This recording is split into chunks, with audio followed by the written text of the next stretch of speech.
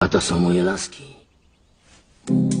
To jest Jill, a to moja mała Amy, słodka Suzy, Brianna.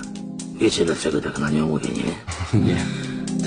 To długa historia. Shakira, Helga, Miss Kici, Baśka. Baśka miała fajny biust. Tereska.